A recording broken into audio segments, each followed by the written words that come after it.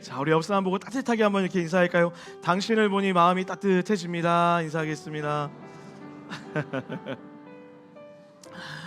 여러분, 저는 매해 겨울이 되면 꼭 빼놓지 않고 읽는 책이 한 권 있는데 트렌드 코리아라고 하는 책이에요. 내년을 예측하면서 어떤 방향으로 또 우리가 묵상하고 또 성도들의 삶을 돌봐야 될지 또 참고하려고 이렇게 책을 보게 되어집니다. 올해도 어김없이 한 분이 선물해 주셔서 이 책을 또 보게 되었는데, 그 책을 읽다가 한 키워드 하나가 눈에 들어왔어요. 혹시 이런 말 들어본 적 있으십니까? 아보하? 아보하라는 말 들어본 적 있으세요? 이게 아주 보통의 하루라고 하는 문장의 준말이더라고요. 많은 사람들이 아주 특별한 행복, 큰 기대감을 갖고 살지 못하는 현실 가운데서 오늘 하루라도 보통의 하루를 보냈으면 좋겠다라는 심정으로 하루하루를 살고 있다라고 이렇게 기록하고 있더라고요. 그 글을 보다가 특별한 기대감 없이 또 소망 없이 살아가고 있는 이 시대의 모습들, 아울러 또 우리 사랑하는 이음의 성도들이 그렇게 하루하루를 치열하게 살고 있는 것은 아닌가 생각되어진 것 같습니다. 그러나 사랑하는 여러분, 기억하십시오. 하나님은 우리의 하루를 보통의 하루 이상의 하루로 만드실 줄 믿습니다. 특별한 은혜와 특별한 사랑으로 채우셔서 여러분의 삶에 늘 기쁨이 넘치고 은혜가 넘치는 아주 특별한 하루, 그래서 제가 만들어봤어요. 아트카. 아보아가 아닌 아트카의 삶을 우리가 살게 하실 줄 믿습니다. 자, 그 하나님을 소망하는 귀한 예배 되기를 주님의 이름으로 간절히 축복합니다. 자, 우리 그런 의미로 옆 사람 보고 이렇게 인사했으면 좋겠습니다. 오늘 당신에게 특별한 선물이 준비되어 있습니다. 아직 끝이 아닙니다. 한 번 더 인사합니다. 그 선물이 저예요. 인사하겠습니다. 이런 느끼한 멘트를 정말 좋아하시네요. 자, 여러분과 함께 우리가 품어야 되는 이 마음, 우리가 품어야 하는 이 마음이라는 제목으로 빌립보서 9번째 이야기 함께 나눠보도록 하겠습니다. 여러분, 오늘 특별히 학습 세례 입교가 있는 날입니다. 세례의 의미가 무엇일까요? 세례는 그리스도로 옷 입고 살아가는 것이라고 이렇게 설명드릴 수 있어요. 나의 생활 방식, 내가 주인 되어 살아가는 삶에서 이제는 나라는 옷을 벗어 던지고 하나님이 이끄시는 대로, 또 하나님이 기뻐하시는 방향으로 살겠습니다라고 결정하는 것이 세례의 시간이라는 것이죠. 오늘 이 자리에 앉아 있는 분들 중에 이미 세례를 받은 분도 있고 오늘 세례를 받는 분도 있고 또 학습 이후에 6개월 뒤에 세례를 받을 분들도 있을 줄 압니다. 그런 우리 모두가 그리스도로 옷 입는 귀한 시간 되었으면 좋겠어요. 특별히 오늘 본문은 그리스도로 옷 입고 살기 위해 우리에게 필요한 것이 무엇인지를 이렇게 설명해 주고 있습니다. 본문 5절입니다. 다 같이 한번 5절 말씀 큰 목소리로 읽겠습니다. 시작. 곧 그리스도 예수의 마음이니. 사랑하는 여러분, 그리스도인 된 우리는 예수님의 마음을 품고 살아가야 될 줄 믿습니다. 자, 그런데 오늘 본문은 특별히 그 예수님의 마음, 예수님의 성품 중에서도 우리가 닮아야 하는 성품이 하나 있다라고 강조해 이야기하고 있어요. 그것은 바로 예수님의 겸손이었습니다. 자, 마태복음 11장 29절인데요. 화면 보면 다 같이 한번 읽어볼게요. 시작. 나의 멍에를 메고 내게 배우라. 그리하면 너희 마음이 쉼을 얻으리니. 자, 방금 읽은 마태복음은 예수님이 처음이자 마지막으로 내가 가진 성품, 다시 말해 예수님의 성품이 무엇인지 직접 이야기한 유일한 장면이에요. 예수님은 자신의 성품이 무엇이라 이야기합니까? 온유하고 겸손하다라고 이렇게 이야기해요. 실제로 여러분, 예수님의 삶의 모든 전반의 모습을 살펴보면 그 사역의 시작도 겸손이었고 그 사역의 완성도 겸손이었다라고 말해도 과언이 아닐 것입니다. 그리고 우리는 그런 예수님의 겸손을 닮아 일상의 삶을 살아가야 된다라는 거예요. 자, 그런데 문제가 있어요. 우리는 이 예수님의 겸손을 우리가 생각하는 겸손과 착각한다라는 거예요. 자, 여러분 한번 생각해 볼까요? 여러분은 겸손한 사람이라고 하면 어떤 이미지가 떠오르세요? 제가 예를 들면 이런 거예요. 제가 농구를 하는데 농구를 너무 잘해서 어떤 사람이 저한테 와서 이러는 거예요. 목사님, 농구를 너무 잘하시는 것 같아요 라고 얘기를 해서 제가 아니에요, 저 잘 못해요 라고 말하는 것, 이런 거를 겸손, 예화가 잘못된 것 같네요. 그런 표정이 전혀 이해가 안 되고 공감이 안 되는 듯한 표정으로 보고 있어요. 다시 예를 들어볼게요. 피아노 전공자가 있어요. 피아노를 너무 잘 쳐요. 근데 그런 분에게 가서 피아노 너무 잘 치시네요 라고 했더니 그 전공자분이 아니에요, 저 너무 못해요 라고 이렇게 이야기하는 걸 우리는 겸손하다라고 이야기해요. 마음이 좀 아프네요. 많은 분들이 끄덕거리고 있어서 농구 얘기할 때 별로 반응 안 하시다가 우리는 그저 나를 조금 낮추는 것을 겸손한 모습이다라고 생각한다라는 거죠. 물론 여러분, 그게 일반적으로 통용되는 겸손의 모습이 맞기도 합니다. 그러나 우리가 닮아야 되는 예수님의 겸손은 그것과는 차원이 다른 겸손이었다라는 거예요. 자, 그렇다면 예수님의 겸손, 예수님이 우리에게 보여줬던 그 겸손의 의미는 무엇일까요? 자, 우리 화면 보면서 다 같이 한번 그 의미를 읽어보겠습니다. 시작. 부르심에 대한 순종의 마음입니다. 자, 본문 6절과 7절 말씀도 다 같이 한번 읽어볼게요. 시작. 그는 근본 하나님의 본체시나 하나님과 동등됨을 취할 것으로 여기지 아니하시고 오히려 자기를 비워. 아멘이십니까? 바울은 예수님의 겸손을 이야기하며 인간의 몸을 입고 오셨던 그때 가셨던 마음이 예수님의 겸손이라는 거예요. 사랑하는 여러분, 예수님은 하나님이십니다. 동의하시면 아멘 합시다. 예수님이 하나님이셨기 때문에 인간이 되기로 결정했다라는 것은 하나님으로 누릴 수 있는 모든 영광을 잠깐이라도 포기했어야 되는 것이다 라는 것을 의미하는 거예요. 여러분, 이렇게 한번 생각해 보세요. 여러분이 어떤 높은 자리에 있다가 가장 낮은 자리로 내려갔다라고 생각해 보세요. 우리는 이것을 강등되었다라고 이야기하죠. 여러분의 직장이나 또는 삶의 자리에서 강등을 경험하면 기분이 좋을까요? 나쁠까요? 어떤 누구도 그것을 기뻐할 사람은 없을 거라는 거예요. 실제로 군대에서 최고의 형벌을 강등이라고 말한 이유도 여기에 있는 것입니다. 여러분, 오해하지 말고 들으세요. 저는 늘 제가 높은 사람 또는 여기서 가장 크고 위대한 사람이라고 생각한 적이 한 번도 없어요. 물론 여러분도 그렇게 생각하지 않으시겠지만 제가 이거를 혼자 상상해 봤어요. 어느 날 갑자기 김영건 전도사님의 제가 후배가 되어진 거예요. 여기까지는 괜찮았어요. 그럴 수 있지. 섬기는 마음으로 전사님 섬겨드릴 수 있지 라는 생각이 있었어요. 근데 또 한 번 생각이 이렇게 옮겨지는데 갑자기 이런 일이 벌어지는 거예요. 주일날 아침에 왔는데 영건도사님 저를 보자마자 최 목사 와서 책상 좀 닦아봐. 갑자기 상상만으로 화가 막 치밀어 오르더라고요. 우리 모두는 인간인지라 높은 자리에 있다가 낮은 자리에 내려간 순간 만족하기보다 불만족하고 불평을 가지고 살아가게 되어 있었다라는 거예요. 그런데 놀랍게도 예수님은 우리와 차원이 다른 강등을 경험한 거예요. 우리는 그저 높은 직급에서 낮은 직급으로 내려가는 정도로 생각하지만 신에서 인간이 되는 강등을 경험했다라는 것이죠. 그리고 그때 가졌던 예수님의 마음은 여러분과 저의 마음과 달랐다라는 거예요. 여러분, 마치 우리가 인간적인 마음으로 생각해 본다면 예수님도 인간적인 마음을 보면 이렇게 반응할 수 있었을 거예요. 성부 하나님, 그거 내가 왜 합니까? 하나님이 계획하시면 본인이 직접 내려가세요. 그러다 옆을 봤더니 성령 하나님 놀고 계신 거예요. 내가 왜 내려가? 성령 하나님 당신이 내려가 라고 생각할 수도 있지 않을까? 혼자 상상해 볼 수 있을 것 같아요.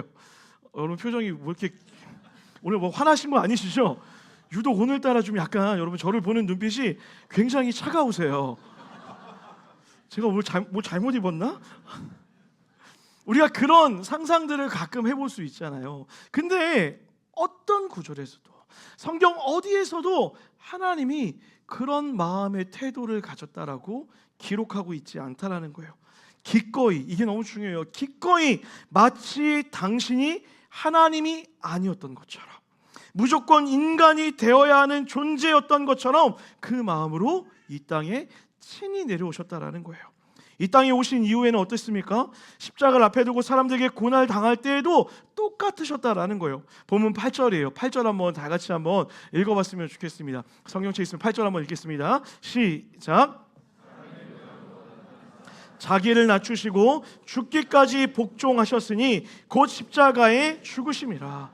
이 땅에 오셔도 내가 신이야, 내가 하나님이야 라고 이야기하며 그들을 가르치고 그들을 위해 군림하려고 했던 것이 아니라 오히려 반대로 그들이 나를 핍박하고 십자가에 달리려 하는 그때에 마치 내가 핍박바다에 마땅한 사람인 것처럼, 내가 그런 대우를 받는 것이 당연한 사람인 것처럼 겸손하게 그 일들을 감당하셨다라고 이야기하고 있다라는 거예요. 그럼 여러분, 이런 예수님의 겸손을 보고 나면 우리가 알고 있던 겸손의 마음은 완전히 다르다는 것을 깨달아야 되는 거예요. 여러분, 성경이 말하는 겸손, 예수님을 통해 드러난 겸손의 의미가 무엇입니까? 하나님의 인도하심에 대한 철저한 만족, 하나님의 인도하심에 대한 철저한 만족이 겸손이었다라는 거예요. 다시 한번요. 성경이 이야기하는 겸손, 예수님의 겸손의 의미는 하나님의 인도심, 하나님의 인도하심, 다시 말해 부르심에 대한 철저한 만족이 겸손이라는 것이죠. 그 만족이 고백으로 나타나고 삶으로 나타나는 것, 이것을 우리는 겸손한 삶이다라고 이야기해야 된다는 거예요. 자, 그렇다면 반대로 여러분, 교만은 무엇일까요? 하나님의 인도하심에 대한, 부르심에 대한 철저한 불만족, 이것이 바로 교만이라는 거예요. 여러분, 겸손의 원형이 그리스도이듯이 교만의 원형도 있습니다. 그건 바로 사단이에요. 여러분, 사단이 어떻게 사단이 되었는지를 설명하는 것은 매우 어려운 일이죠. 하지만 기독교 전승을 보면 그 사단이 하나님을 경배했던 천사였음을 우리는 알고 있어요. 여러분, 루시퍼라는 이야기 들어본 적 있으십니까? 그 천사가 사단이 된 이유가 무엇이었을까요? 딱 하나요. 불만족 때문이었어요. 하나님을 찬양하고 경배하는 그 위치에 대한 불만을 품었다라는 거죠. 부르신 그 자리를 불만하기 시작하였고 결국 하나님의 천사의 자리에서 사단까지 징계되어지는 일들이 일어나게 되었다라는 거예요. 이렇게 자신의 위치에 대한 불만족으로 자신이 있어야 될 그 위치에서 이탈한 이것을 성경에서는 교만이라고 이야기하는 거예요. 그리고 사단은 이런 교만한 자들이 되었기 때문에 우리를 유혹할 때도 끊임없이 우리가 교만한 자가 되기를 원해요. 그래서 우리 마음에 주는 마음이 무엇입니까? 만족이 아닌 불만족을 주는 거예요. 너가 그 자리에 있는 것이 만족할 이유가 없어 라고 이야기하며 부르신 그 자리를 끊임없이 불만족하게 누가 만든다고요? 사단이 만든다고요. 그 불만족을 인해 그 자리를 이탈하게 만들고 결국엔 우리를 교만한 삶으로, 실패한 삶으로 나아가게 만든다라는 것이죠. 사랑하는 여러분, 저는 하나님께서 저를 이음동산교회 담임으로, 목사로 부르셨음을 확신하고 있습니다. 그 이유가 무엇일까요? 제가 여기 있잖아요. 제가 여기서 지금 사역을 하고 있잖아요. 그리고 그렇게 이곳에 부르신 곳에서 사역할 때 하나님이 저에게 갖기를 원하시는 마음이 한 가지 있다고 생각하는데 그 마음이 무엇일까요? 만족이라는 거예요. 부르심에 대한 철저한 만족이요.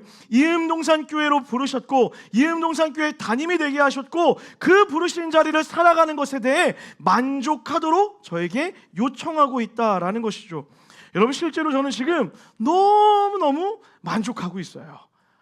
누군가 이렇게 이야기하더라고요. 목사님, 교회가 잘 되고 성도들이 늘어나고 또 행복한 것이 많으니까 만족하는 거 아닙니까? 이렇게 질문하는 분도 있습니다. 물론 여러분, 그것도 일정 부분 영향을 미치는 것도 맞죠. 그러나 여러분, 반대로 개척한 이후에도 교회가 어려움이 생길더라도 또는 내 뜻대로 되지 않는 순간이 있다 하더라도 저는 만족하기로 결정할 거라는 거예요. 더 정확히는 만족하기 위해 끊임없이 노력할 거라는 거예요. 왜요? 부르신 이가 하나님이심을 믿기 때문이라는 거예요. 이 말은 무엇입니까? 그 일을 완성해가는 분도 누구예요? 하나님임을 믿는다라는 거예요. 사랑하는 여러분, 하나님의 은사와 부르심에는 후회하심이 없습니다. 믿으십니까? 그 부르심의 후회가 없다는 것은 부르신 자가 그 일을 끝까지 완성할 것을 믿기에 나는 그저 그 자리에 만족하며 최선 다하며 감사함으로 살아가면 된다는 것이죠. 이것이 바로 예수 그리스도의 마음이었다라는 거예요. 핍박이 있을지언정, 괴롭힘이 있을지언정, 저 사람들이 내 마음을 헤아리지 못할지언정 하나님은 그 부르심을 이루실 것을 믿기에 그저 그 자리에 순종함으로 감사함으로 걸어가는 것, 이것이 바로 예수님의 겸손이었다는 거예요. 여러분, 믿음으로 고백합니다. 여러분의 부르심의 자리에 만족하시기를 주님의 이름으로 간절히 축원합니다. 여러분, 그 부르심에 만족하지 못하는 이유가 무엇입니까? 비교라는 거예요. 마찬가지입니다. 여러분, 저 또한 제가 만약 다른 교회를 보며 와, 저 교회 시설이 너무 좋아, 저 교회 어떤 것들이 너무너무 좋아, 저 교회 성도들 같이 신앙생활 했으면 좋겠어 라고 하는 비교의 시선이 제 안에 들어오는 순간 저는 만족이 아니라 불만족에 빠지는 거예요. 그 불만족은 이 자리로부터 저를 이탈하게 만든다고요. 그리고 그 이탈은 나를 교만한 자리로 인들어가고 내 삶을 패망의 길로 걸어가게 만든다는 것이죠. 마찬가지예요. 사랑하는 여러분, 하나님이 여러분을 가정으로 부르셨습니다. 동의하십니까? 여러분을 그 직장으로 부르셨습니다. 동의하십니까? 무엇보다 이 교회로 여러분을 부르셨습니다. 믿으십니까? 그 마음의 만족이 사라지고 사단이 끊임없이 우리 가족을 향해서, 내 남편과 아내를 향하여, 내 자녀를 향하여, 내 부모를 향하여 불만족의 마음을 심어주는 그 순간부터 우리는 원망하기 시작할 것이고, 그 부르심의 자리를 함부로 대하며 떠나려 할 것이고, 그 자리를 떠났을 때 패망의 결과를 마주하게 된다라는 거예요. 오늘 본문의 빌립보 교회 성도들도 마찬가지였습니다. 끊임없이 세상 가운데 불만족한 삶을 살아야 된다고, 그래서 더 높은 곳에 올라야 된다라고 하는 요구를 듣고 있었다라는 거예요. 여러분, 당시에 빌립보 교회는 지난주에 말씀드렸던 것처럼 로마의 문화권 안에 있었어요. 그리고 그 당시 청년들이 가지고 있던 꿈이 있었다고 해요. 그 꿈이 뭐냐면 명예라고 얘기해요. 그 당시의 문화는 명예를 가장 중심으로 여겼던 문화가 있었기 때문에 어떤 권력의 자리에 올라가는 것을 너무나도 중요하게 여겼다라는 거예요. 기록에 보니 청년들이 꿈을 꾼대요. 30이 되면 재무관이 되고 40이 되면 조연관에 올라 명예를 이루는 것을 인생의 목표로 가지고 살고 있었다라는 거예요. 그러기 위해서는 가져야 되는 마음이 있어요. 무엇입니까? 늘 그 자리에 불만족해야 된다라는 거예요. 내가 가진 것에 감사하고 내가 가진 것에 기뻐하는 것이 아니라 늘 원망해야 된다라는 거예요. 나는 왜 겨우 여기에 있어야 되나? 내 삶은 왜 이 모양이어야 되나? 나는 왜 여기에 있어야 되는 건가? 다른 누군가와 나를 비교하며 나의 처지를 한탄하며 그런 나를 비참한 존재로 몰아가야 된다는 거예요. 그리고 끊임없이 갈망해야 돼요. 무엇을요? 더 높은 곳을, 더 위로 올라가기를 끊임없이 갈망하도록 세상이 요청하고 있었다고요. 그런 세상을 향하여 오늘 바울과 예수님이 요청하는 것이 무엇이에요? 부르심의 그 자리에 하나님의 뜻이 있음을 믿고 감사함으로 순종하며 살아가라는 거예요. 여러분, 오해하지 마세요. 높은 곳으로 올라가면 안 된다, 높은 곳에 사모하면 안 된다는 것을 이야기하는 것이 아니라는 거예요. 우리가 그 부르심에 감사하며 최선으로 기쁨으로 살아갈 때에 그 삶의 끝에 하나님은 반드시 우리에게 가장 좋은 곳으로 인도하실 줄 믿습니다. 그 믿음이 있기에 오늘을 상황과 환경과 상관없이 감사하라는 거예요. 자족하라는 거예요. 만족하라는 거예요. 여러분, 때로는 여러분의 부르심의 자리가 버거울 때도 있으실 겁니다. 가정 안에서 사랑하는 아내와 남편을 바라볼 때 때로는 내가 다 감당할 수 없는 수준이 되어 힘든 순간도 있을 거예요. 사랑하는 자녀를 양육할 때 그런 마음이 들 수도 있고요. 부모님을 향해 마음이 그럴 수도 있습니다. 여러분의 직장은 어떻습니까? 직장 가운데 수고하고 노력하지만 그 부르심대로 최선을 다하고 있지만 때로는 과연 이것이 하나님의 부르심이 맞나? 왜 내 원함대로 내 뜻대로 되지 않나? 라고 하는 순간도 있을 거라는 거예요. 그러나 그 순간 우리가 기억해야 되는 것이 무엇이냐고요? 하나님이 부르셨으면 하나님이 완성하실 것을 믿기에 나는 이 자리에 감사함으로 하나님의 뜻을 충분히 이루기에 최선을 다하겠습니다라고 그렇게 믿음의 고백을 드리며 살아갈 수 있어야 된다라는 거예요. 그런 의미에서 다시 한번 여러분에게 권면합니다. 사랑하는 여러분, 하나님이 여러분을 그 가정으로 부르셨습니다. 다른 어떤 가정보다도 여러분의 가정으로 부르신 거예요. 아내로, 남편으로, 자녀로, 부모로요. 그러니 여러분, 그 자리에 상대방의 어떠함에 의하여서 그것을 판단하는 것이 아니라 그저 순종함으로 사랑하는 여러분과 제가 되기를 주님의 이름으로 간절히 축복합니다. 이 교회도 마찬가지입니다. 여러분, 이 교회로 온 목적과 이유는 내 스스로 온 것 같지만 하나님의 인도하심이었고 하나님의 부르심일 줄 믿습니다. 그러면 이곳에서 우리가 해야 될 것은 부르신 자를 찬양하며 부르신 자를 만족하며 부르신 자를 감사하며 나아가는 것, 그것이야말로 우리가 해야 될 것이라는 거예요. 때로는 교회 안에 어려움이 있을 수도 있어요. 때로는 내가 원하는 모양대로 이루어지지 않을 때도 있다라는 거예요. 그러나 그때 불평과 불만으로 부르신 자리로 이탈하는 것이 아니라 하나님의 뜻이 이루어질 것을 기대하며 소망하며 그 부르심의 자리를 지켜나갈 수 있어야 된다라는 거예요. 설교를 준비하는 내내 제가 가장 먼저 다짐했어요. 누군가는 그러더라고요. 이제 2년밖에 되지 않았으니 그냥 모든 게 다 좋을 때라고요. 아니요, 제 마음은 이래요. 은퇴하는 그날까지도 더 좋을 줄 믿습니다. 이유가 한 가지예요. 제가 매일매일을 동일한 마음으로 살고 싶어서 그래요.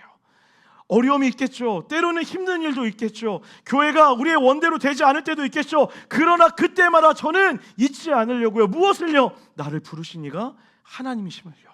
상황과 환경과 상관없이 그 하나님이 나를 여기에 두셨기에 하나님의 뜻이 저를 통해 어떤 모양이든 상관없이 하나님의 뜻이 이루어질 것을 믿기에 주님, 저는 오늘도 기쁨으로 나아갑니다.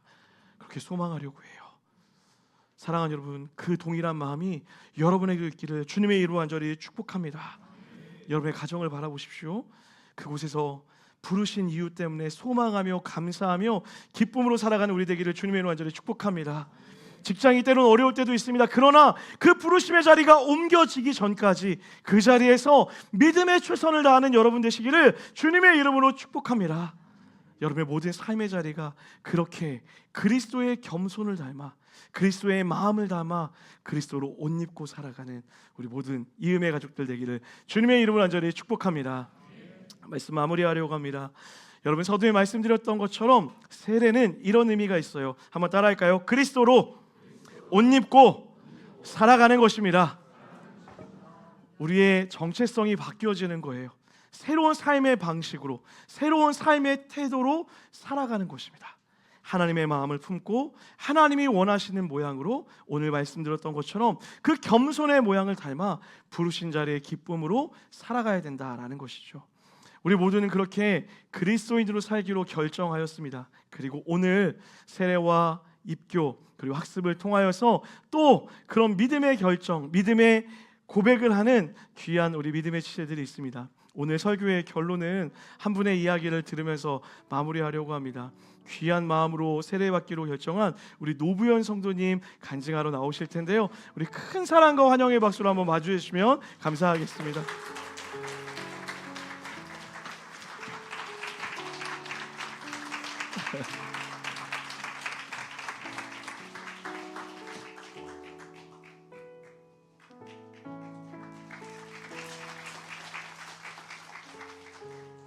안녕하세요. 노부현 성도입니다. 먼저 오늘 이 자리에 서기까지 참 많은 고민과 염려가 있었습니다. 말도 잘하지도 못하고 사람들 앞에 서서 말하는 것이 어색한 사람인데 용기를 내어 이 자리에 섰습니다. 부족한 이야기지만 마음을 다해 읽어보도록 하겠습니다.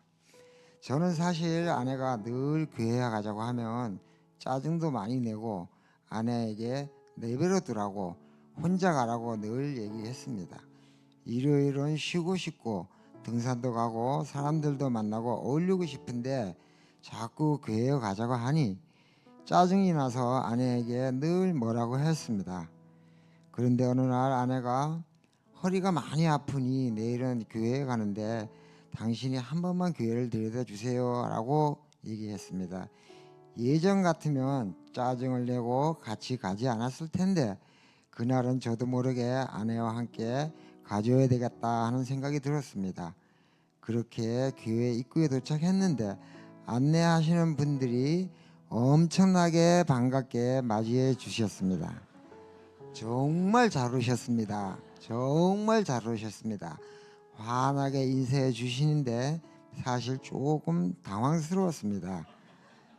그때는 몰랐는데 아내가 교회에 데려오려고 그 전날 장로님과 권사님을 미리 만나게 했었고 많은 분들이 제가 온다는 것을 알고 인사하실 준비를 하고 있었던 사실을 나중에 알았습니다.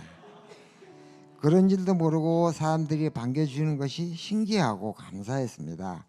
하지만 좋은 티를 내지 않고 아닙니다. 그냥 집사람 한번 데려다 주라고 온 거예요 라고 말하며 예배당 안으로 급히 들어갔습니다. 그렇게 아내와 얼떨결에 나란히 앉아 예배를 드리게 되었습니다.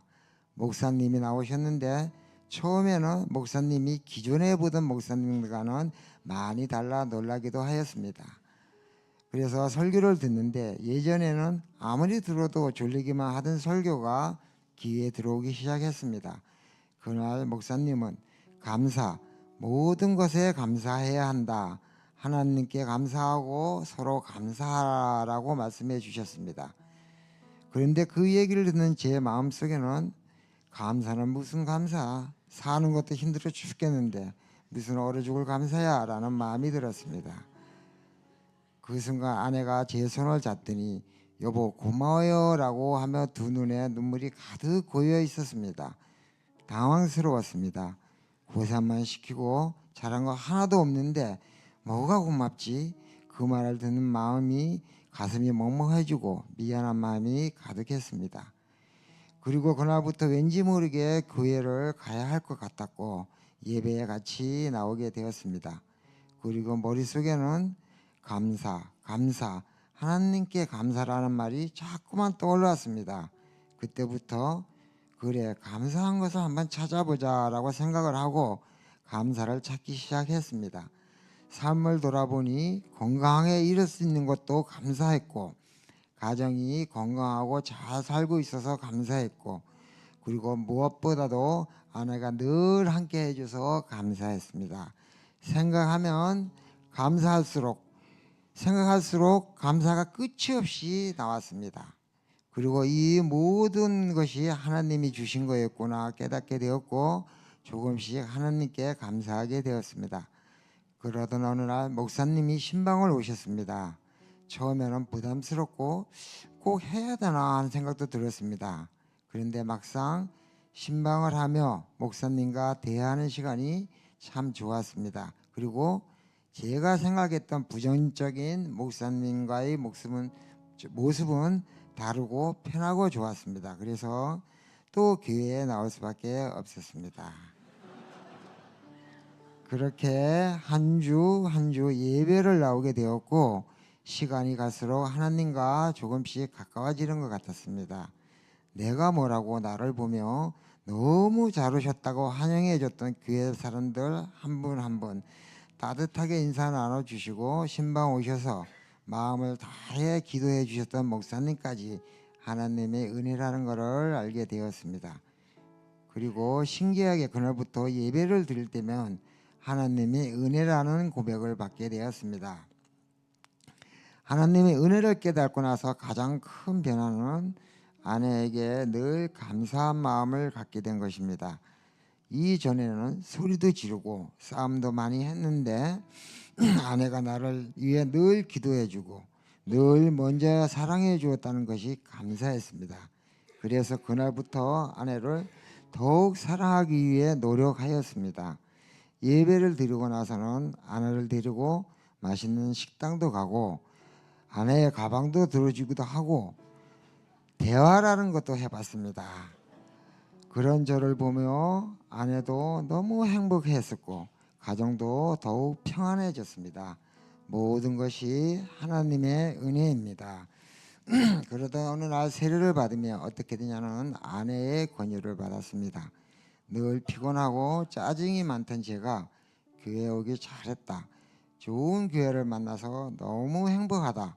하나님 믿기를 정말 잘했다라는 생각을 하고 있었고 어느 날부터 저는 늘 큰 빽이 생겼다고 생각하고 있었습니다. 하나님이 나의 빽이 되어 주신 것입니다. 감사합니다. 그래서 세례를 받기로 결정했습니다. 저는 하나님이 저를 사랑하시고 구원하심을 믿고 천국의 소망이 있음을 믿게 되었습니다. 세례는 받지만 아직 부족한 게 많습니다. 그래서 세례 이후에도 성경도 배워보고 기도도 해보려고 합니다. 지금은 기도하려고 하면은 무슨 말을 해야 하나 생각이 들지만 조금씩 기도도 해보려고 합니다. 무엇보다 아내와 가정을 더욱 사랑하려고 합니다. 간증을 마치면서 감사한 분들 많이 생각이 났습니다. 먼저 나를 위해 평생 사랑해주고 기도해준 아내에게 너무 감사합니다.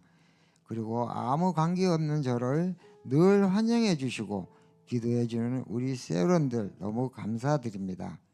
그리고 작은 고추가 맵다고 우리 목사님 늘 감사합니다. 그리고 저와 같이 마지막으로 저와 같이 하나님을 몰랐던 분들이 있다면 저도 하나님을 만나 행복하니 꼭 하나님을 만나시기를 저도 기도하겠습니다. 하나님 참 좋습니다.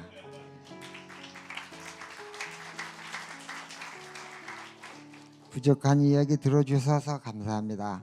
하나님의 은혜로 늘 감사하겠습니다.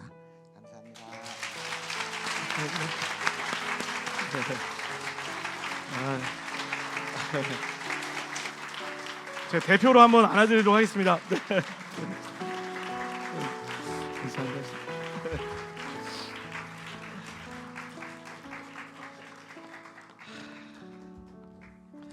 1부 때 울어서 안 울 줄 알았는데 마음이 죄송합니다. 너무 좋아서요. 네.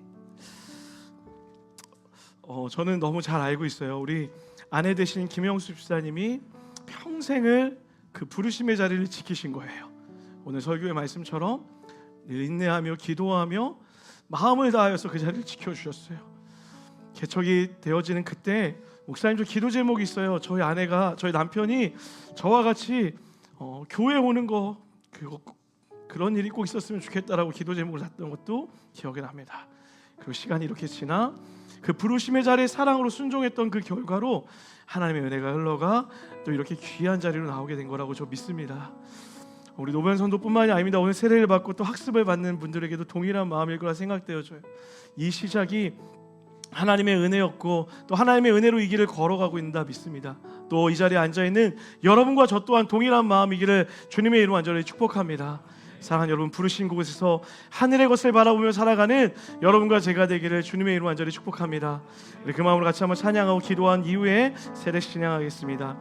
찬양할까요? 세상을 보니 그들이 증명하는 건 세상을 보니 그들이 증명하는 것 명예와 가진 재물과 힘과 사랑뿐이라 헛되고 헛된 허망한 것을 위하여 가장 귀한 주를 부인함이라. 주님을 믿고 아멘. 주 안에 살아가는 것 얼마나 복된 일인지 증량할 수 없으니 주님을 알고 그 안에 자라가는 것 가장 귀한 주를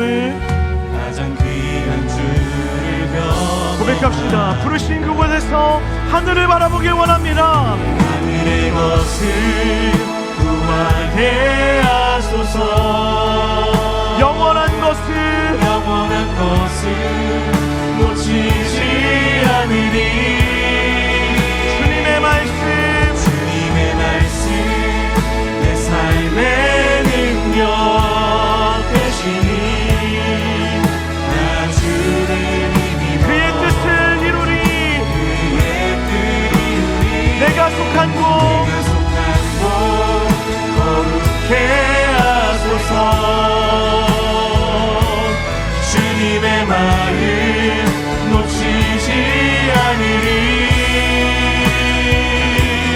주님의 세대 믿음이여 나의 증인이 되어 거룩한 주의 나라 세워가리. 하늘의 것을 구하게 하소서. 영원한 것을 놓치지 않으리. 주님의 말씀 내 삶의 능력 되시니 나 주를 힘입어 그의 뜻 이루리. 내가 속한 곳 거룩해 하소서. 주님의 마음 놓치지 않겠습니다. 놓치지 않으리. 주님의 세대가 주님의 세대 믿음이여 갈 증인이 되어 거룩한 주의 우리 한 번 더 고백합시다. 세워가리. 하늘의 것을 구하게 하소서. 영원한 것을 놓치지 않으리.